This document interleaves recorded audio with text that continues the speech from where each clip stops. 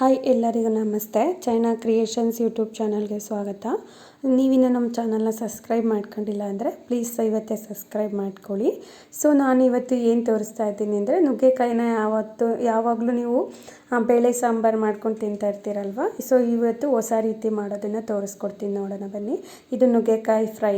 So ಇದು ಚಪಾತಿ ಮತ್ತು ದೋಸೆಗೂ ಚೆನ್ನಾಗಿರುತ್ತೆ, ಮತ್ತು ಅನ್ನಕ್ಕೆ, ಬಿಸಿ ಅನ್ನಕ್ಕಂತೂ ತುಂಬ ಚೆನ್ನಾಗಿರುತ್ತೆ ಮತ್ತು ಬೇಗನೂ ಆಗುತ್ತೆ ಇದು ಮಾಡೋದು.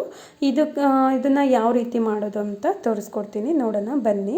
ಇದು ಬಂದ್ಬಿಟ್ಟು ನೋಡಿ, ನಾನು ನುಗ್ಗೆಕಾಯಿನ ಮೀಡಿಯಮ್ ಸೈಜಲ್ಲಿ ಕಟ್ ಮಾಡಿ ಇಟ್ಕೊಂಡಿದ್ದೀನಿ. ತುಂಬ ಉದ್ದಕ್ಕೆ ಕಟ್ ಮಾಡಿ ಇಟ್ಕೊಂಡ್ರೆ ಬೇಗ ಬೇಯಲ್ಲ ಅಂತ ಹೇಳ್ಬಿಟ್ಟು ಫ್ರೈಗಲ್ವ, ಅದಕ್ಕೆ ಸ್ವಲ್ಪ ತುಂಡ ಕಟ್ ಮಾಡ್ಕೊಂಡಿದ್ದೀನಿ. ಆಮೇಲೆ ಶುಂಠಿ ಬೆಳ್ಳುಳ್ಳಿನ ಜಜ್ಜಿ ಇಟ್ಕೊಂಡಿದ್ದೀನಿ. ಸ್ವಲ್ಪ ಹುಣಸೆಹಣ್ಣಿನ ಹುಳಿ ತೊಗೊಂಡಿದ್ದೀನಿ ನಾನಿಲ್ಲಿ.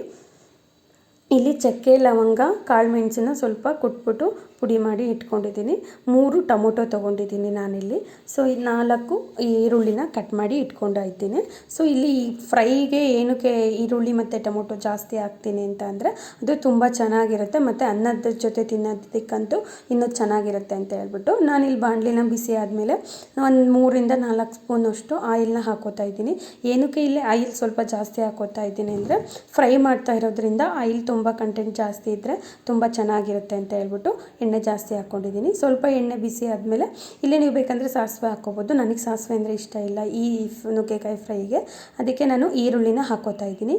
ಈರುಳ್ಳಿನ ಒಂದು 10 ನಿಮಿಷ ಫ್ರೈ ಮಾಡ್ಕೋಬೇಕು. ಸೊ ಸ್ವಲ್ಪ ಒಂದು 5 ನಿಮಿಷ ಫ್ರೈ ಮಾಡ್ಕೊಂಡಾದಮೇಲೆ ಸೊ ಅದಕ್ಕೆ ನೀವು 5 ನಿಮಿಷ ಫ್ರೈ ಆದಮೇಲೆ ಸ್ವಲ್ಪ ಉಪ್ಪನ್ನು ಹಾಕ್ಕೋಬೇಕು. ಉಪ್ಪನ್ನ ಏನಕ್ಕೆ ಹಾಕೋತಾ ಇದ್ದೀನಿ ಈರುಳ್ಳಿ ಸ್ವಲ್ಪ ಫ್ರೈ ಆದಮೇಲೆ ಅಂದರೆ ಈರುಳ್ಳಿ ಚೆನ್ನಾಗೆ ಬೇಗ ಬೇಯುತ್ತೆ ಮತ್ತು ಚೆನ್ನಾಗೂ ತಿನ್ನೋಕ್ಕೆ ಉಪ್ಪು ಹತ್ತಿರುತ್ತೆ ಅಂತ ಹೇಳ್ಬಿಟ್ಟು ನಾನು ಈರುಳ್ಳಿ ಹಾಗೆ ಉಪ್ಪು ಹಾಕ್ಕೋತೀನಿ. ಆಮೇಲೆ ಈರುಳ್ಳಿ ಚೆನ್ನಾಗಿ ಕೆಂಪಾದಮೇಲೆ ಇವಾಗ ಟೊಮೊಟೊ ಹಾಕ್ಕೋತಾ ಇದ್ದೀನಿ. ಇಲ್ಲಿ ನಾನು ಎರಡು ಕಟ್ ಮಾಡಿ ಹಾಕ್ಕೊತಾ ಇದ್ದೀನಿ ಸಣ್ಣಕ್ಕೆ.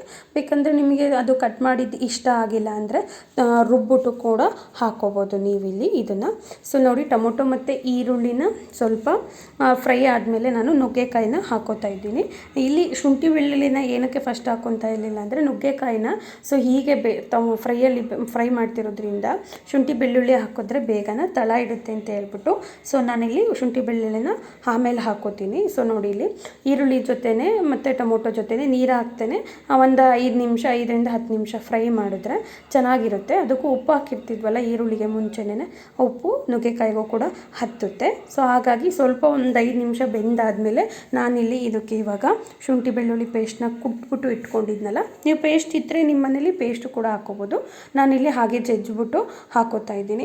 ಇದು ಜಜ್ಜಿ ಇದ್ದರೆ ಚೆನ್ನಾಗಿ ಬರುತ್ತೆ ಫ್ಲೇವರು ಅಂತ ಹೇಳ್ಬಿಟ್ಟು ನಾನಿಲ್ಲಿ ಜಜ್ಜಿ ಹಾಕೋತಾ ಇದ್ದೀನಿ. ನೀವೆಲ್ಲ ಶುಂಠಿ ಬೆಳ್ಳುಳ್ಳಿ ಪೇಸ್ಟ್ ಕೂಡ ಮಾಡಿ ಹಾಕೋಬೋದು ಇದಕ್ಕೆ. ಸೊ ನೋಡಿ, ಅದನ್ನು ಹಾಕ್ಬಿಟ್ಟು 5ರಿಂದ 10 ನಿಮಿಷ ಫ್ರೈ ಮಾಡಿಬಿಟ್ಟು ಸೊ ಇದು ಫ್ರೈಯು ಚೆನ್ನಾಗಿ ಆಗಬೇಕು. ಇದು ಏಕೆಂದರೆ ಫ್ರೈಯಲ್ಲಿ ನೀಟಾಗೆ ಹತ್ತುತ್ತೆ ಉಪ್ಪೆಲ್ಲನ. ಸೊ ಎಣ್ಣೆಲಿ ಫ್ರೈ ಮಾಡಿದಾಗ ಚೆನ್ನಾಗಾಗುತ್ತೆ ಇದು. ಸೊ ಇದಕ್ಕೆ ನಾವು ಬೇಕಂದರೆ ಇದು ಹಾಕೋಬೋದು, ಏನದು ಬಟಾಣಿ ಕಾಳು ಹಾಕೋಬೋದು ನೆಂಚ್ಕೊಳ್ಳೋಕ್ಕೆ ಬೇಕಂದರೆ. ಇಲ್ಲ ನಿಮಗೆ ಕಡಲೆಬೇಳೆ ಇಷ್ಟ ಇದ್ದರೆ ಕಡಲೆಬೇಳೆನೂ ಕೂಡ ಹಾಕೋಬೋದು. ನಾನಿಲ್ಲಿ ನೋಡಿ ಚಕ್ಕೆ ಲವಂಗ ಪುಡಿ ಕಟ್ಟಿ ಇಟ್ಕೊಂಡಿದ್ನಲ್ಲ ಅದನ್ನು ಹಾಕೋತಾ ಇದ್ದೀನಿ. ಸ್ವಲ್ಪ ಫ್ರೈ ಆಗಿತ್ತು ಮತ್ತು ಇದು ನೋಡಿ ಎಣ್ಣೆಲೆಲ್ಲ ಚೆನ್ನಾಗಿ ನಾವೇನು ಶುಂಠಿ ಬೆಳ್ಳುಳ್ಳಿ ಟೊಮೊಟೊ ಈರುಳ್ಳಿ ನುಗ್ಗೆಕಾಯಿ ಮತ್ತು ಚಕ್ಕೆ ಲವಂಗದ ಪೌಡ್ರನ್ನ ಹಾಕ್ಬಿಟ್ಟು ಚೆನ್ನಾಗಿ ಫ್ರೈ ಮಾಡ್ಕೋಬೇಕು. ಇಲ್ಲಿ ನಾವು ಯಾವುದೇ ಥರ ಧನಿಯಾ ಪುಡಿ ಖಾರದ ಪುಡಿನ ಹಾಕ್ತೀವಿ, ಸೊ ಇವಾಗ ಹಾಕಲ್ಲ. ಸೊ ನೋಡಿ, ಅದು ಫ್ರೈ ಆದಮೇಲೆ 1 ಗ್ಲಾಸಷ್ಟು ನೀರು ಹಾಕ್ಕೊಂಡು ಚೆನ್ನಾಗೆ ಬೇಯಿಸ್ಕೋಬೇಕು. ಏಕೆಂದರೆ ಇದು ಇದು ನುಗ್ಗೆಕಾಯಿ ತುಂಬ ಗಟ್ಟಿ ಇದ್ದಿದ್ದರಿಂದ ಎಣ್ಣೆಲಿ ಫ್ರೈ ಮಾಡಿದ್ದಾದಮೇಲೆ ಸ್ವಲ್ಪ ಇಲ್ಲಿ ನೀರು ಹಾಕ್ಕೊಂಡು ಬೇಯಿಸ್ಕೊತಾ ಇದ್ದೀನಿ ನೋಡಿ. ಸೊ ನೀರನ್ನು ಹಾಕಿ ಏನಕ್ಕೆ ಬೇಯಿಸ್ಬೇಕು ಅಂದರೆ ಅದು ತುಂಬ ಗಟ್ಟಿ ಕೂಗಿಸ್ಕೋಬಾರ್ದು. ಕುಕ್ಕರಲ್ಲಿ ಕೂಗಿಸ್ಕೊಂಡ್ರೆ ಫ್ಲೇವರ್ ಎಲ್ಲ ಹೋಗ್ಬಿಡುತ್ತೆ. ಸೊ ನಾನಿಲ್ಲಿ ನೀರು ಹಾಕಿದ್ನಲ್ಲ, ಸ್ವಲ್ಪ ಬಿಸಿ ಆದಮೇಲೆ ಇದಕ್ಕೆ ಅಂದರೆ ಪಾತ್ರೆಗೆ ಮುಚ್ಚಿಬಿಟ್ಟು 1/4 ಗಂಟೆ ಬೇಯಿಸ್ತೀನಿ. 1/4 ಗಂಟೆನೇ ಚೆನ್ನಾಗಿ ಬೆಂದಿರುತ್ತೆ, ಅಷ್ಟರಲ್ಲಿ ನುಗ್ಗೆಕಾಯಿ ಚೆನ್ನಾಗಿ ಬೆಂದಿರುತ್ತೆ. ನೋಡಿ, ಇವಾಗ 1/4 ಗಂಟೆ ಆಯಿತು. ಓಪನ್ ಮಾಡಿ ತೋರಿಸ್ತಾ ಇದ್ದೀನಿ ನೋಡಿ ಯಾವ ಥರ ಬೆಂದಿದೆ ಅಂತ. ನಿಮಗದು ನೋಡ್ತಿದ್ದಂಗೆ ಗೊತ್ತಾಗುತ್ತೆ ಅದು ಬೆಂದಿದೆಯೋ ಇಲ್ವೋ ಅಂತ ಹೇಳ್ಬಿಟ್ಟು. ನೋಡಿ, ನುಗ್ಗೆಕಾಯಿ ಎಷ್ಟು ನೀಟಾಗಿ ಬಂದಿದೆ. ಆವಾಗಲೇ ನೀರು ಹಾಕಿದ್ನಲ್ಲ, ಅದಷ್ಟು 3/4 ಆಗಿರುತ್ತೆ, ಅಂದರೆ ಆ 1/4 ಭಾಗ ನೀರು ಕಮ್ಮಿ ಆಗಿರುತ್ತೆ ನುಗ್ಗೆಕಾಯಿ ಬೇಯೋಷ್ಟರಲ್ಲಿ. ಸೊ ನಾನು ಇದಕ್ಕೆ ಸ್ವಲ್ಪ ಬೆಂದಾದಮೇಲೆ ರುಚಿಗೆ ತಕ್ಕಷ್ಟು ಖಾರದ ಪುಡಿ ಹಾಕೋತಾ ಇದ್ದೀನಿ. ಇಲ್ಲಿ ನೀವು ಹಸಿಮೆಣ್ಸಿನ್ಕಾಯಿನ ಜಜ್ಜಿ ಕೂಡ ಹಾಕೋಬೋದು. ಆಮೇಲೆ 1 ಸ್ಪೂನಷ್ಟು ಧನಿಯಾ ಪುಡಿ ಹಾಕೋತಾ ಇದ್ದೀನಿ. ಧನಿಯಾ ಪುಡಿ ಹಾಕ್ಕೊಂಡ್ಮೇಲೆ ನಾನಿಲ್ಲಿ ಬೇರೆ ಯಾವ ಪುಡಿನೂ ಹಾಕ್ಕೊಳ್ಳೋಕೆ ಹೋಗಲ್ಲ. ಇಷ್ಟೇ ಫ್ರೈಗೆ ಹಾಕೋದು ನಾನು. ಇದು ಎಷ್ಟು ಅಂದರೆ ಬಿಸಿ ಅನ್ನೋಕ್ಕಂತೂ ತುಂಬ ಚೆನ್ನಾಗಿರುತ್ತೆ ತಿನ್ನೋದಕ್ಕೆ.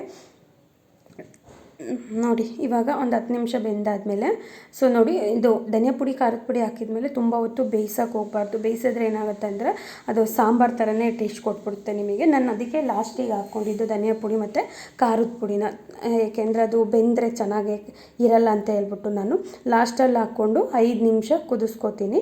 5 ನಿಮಿಷ ಕುದಿಸ್ಕೊಂಡು ನೀವು ಇಲ್ಲಿ ತೆಂಗಿನಕಾಯಿ ತುರಿನ ಹಾಕ್ಕೋಬೋದು ಮತ್ತು ಕೊತ್ತಂಬರಿ ಸೊಪ್ಪನ್ನ ಕೂಡ ಕಟ್ ಮಾಡಿ ಹಾಕ್ಕೋಬೋದು. ಸೊ ನನಗೆ ಕೊತ್ತಂಬರಿ ಸೊಪ್ಪು ಇಷ್ಟ ಇಲ್ಲ, ಈ ನುಗ್ಗೆಕಾಯಿ ಫ್ರೈಗೆ ಹಾಕ್ಕೊಂಡ್ರದ್ದು ಫ್ಲೇವರ್ ಹಂಗೆ ಸಿಗ್ತಾ ಇರುತ್ತೆ ಅಂತ ಹೇಳ್ಬಿಟ್ಟು ನೋಡಿ ನಾನಿವಾಗ ಟೇಸ್ಟ್ ಮಾಡ್ತೀನಿ ಉಪ್ಪು ಖಾರ ಎಲ್ಲ ಯಾವ ರೀತಿ ಆಗಿದೆ ಅಂತ. ನೋಡಿ 5 ನಿಮಿಷ ಕುದಿಸಾದ್ಮೇಲೆ ಈ ಥರ ಇದೆ. ಲಾಸ್ಟಿಗೆ ಹುಣಸೆ ಹುಳಿನ ಹಾಕೋತಾ ಇದ್ದೀನಿ. ಹುಣಸೆ ಹುಳಿ ಹಾಕ್ಕೊಂಬಿಟ್ಟು ಇಲ್ಲಿ ನಾನು ಗ್ಯಾಸ್ ಆಫ್ ಮಾಡಿಕೊಂಡು ಆಮೇಲೆ ಕಾಯಿ ತುರಿನ ಹಾಕ್ಕೊಳ್ತಾ ಇದ್ದೀನಿ. ಸ್ವಲ್ಪ ಕಾಯಿ ತುರಿ ಹಾಕ್ಕೊಂಡ್ರೆ ಸಾಕಾಗುತ್ತೆ. ನಿಮಗೆ ಕಾಯಿ ತುರಿ ಜಾಸ್ತಿ ಬೇಕು ಅಂದರೆ ಜಾಸ್ತಿ ಕೂಡ ಹಾಕ್ಕೋಬೋದು, ಚೆನ್ನಾಗಿರುತ್ತೆ. ಸೊ ನನಗಿಲ್ಲಿ ಸ್ವಲ್ಪ ಕಾಯಿ ತುರಿನ ಕಮ್ಮಿನೇ ಹಾಕ್ಕೊಂಡಿದ್ದೀನಿ, ಇವಾಗ ಕಾಯಿ ರೇಟ್ ಜಾಸ್ತಿ ಆಗಿರೋದ್ರಿಂದನೂ ಕೂಡ. ಸೊ ಈ ರೆಸಿಪಿ ನಿಮಗೆ ಇಷ್ಟ ಆಗಿದೆ ಅಂದ್ಕೊತೀನಿ. ಪ್ಲೀಸ್ ಸಬ್ಸ್ಕ್ರೈಬ್ ಮಾಡ್ಕೊಳ್ಳಿ.